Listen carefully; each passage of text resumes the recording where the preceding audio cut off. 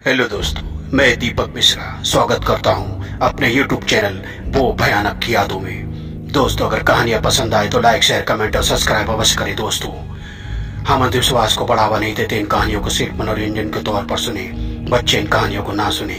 आज की कहानी हमने पुराणों से ली गई है। दोस्तों, आज की कहानी है दैत्य।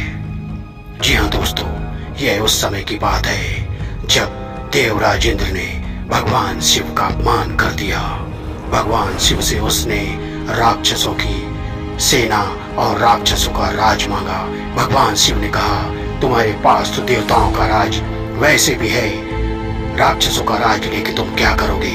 इस पर देवराज इंद्र क्रोधित हो गया और उसने कहा, अगर आपने मुझे दैत्यों का राज नहीं दिया तो मैं आपके कैलाश पर्वत को खंडहर में बदल दूंगा।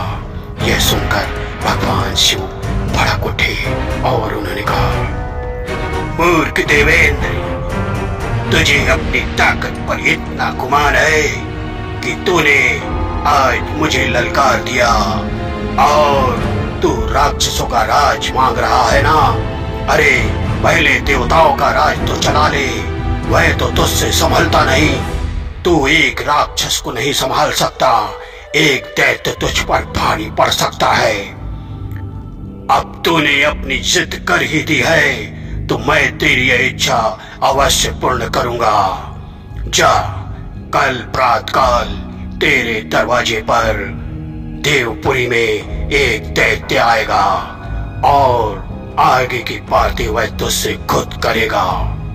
यह सुनकर देवराज इंद्र बहुत ही प्रसन्न हुआ और वहां से चल दिया और हंसने लगा। अब तो मैं देवताओं के साथ साथ दैत्यों का राजा भी बन जाऊंगा। मेरी वाहवाही पूरे लोक में फैल जाएगी। और भगवान शिव बहुत ही क्रोधित हुए। उतने क्रोध में उन्होंने सागर में आवाज लगाई और अपने कमंडल का जल फेंक दिया। सागर की लहरों में भूचाल आ गया। दोस्तों, इतना भारी भूचाल, और उसमें से एक दैत्य प्रकट हुआ। वह दैत्य भगवान शिव के पास आके उसे प्रणाम किया और कहा, कहिए महादेव, आपने मुझे किस लिए सागर की लहरों से जगाया। मैं अपनी माँ की गोद में सो रहा था। भगवान शिव ने कहा, पुत्र, एक बहुत ही बड़ा काम है जो तुम्हें करना है। एक देवता ने मेरा अपमान कर दिया है। यह सुनकर सागर पुत्र जालंधर बोला, किसने आपका अपमान किया। भगवान शिव का अपमान करने वाले को मैं इस त्रिभुवन में नहीं छोड़ूंगा। आप मुझे सिर्फ उसका पता बताएं कि वह इस धरती पर किस कोने में रहता है। भगवान शिव बोले, वह देवपुरी का राजा इंद्र है। जाओ और उसे राक्षसों का राज दे दो। प्रणाम करके जालंधर देवपुरी पहुंचा और देवराज इंद्र उस समय अपनी मस्ती में मस्त था, नर्तकियों का नृत्य देख रहा था। तभी वह राक्षस वहां पहुंच गया और यह देखकर देवेंद्र एकदम से सिंहासन से खड़ा हो गया और बोला, तुम कौन हो। इसने कहा, मैं तुम्हें राज देने आया हूँ राक्षसों का। इतना सुनते ही देवेंद्र बहुत जोरों से हंसा, बोला, लाओ लाओ।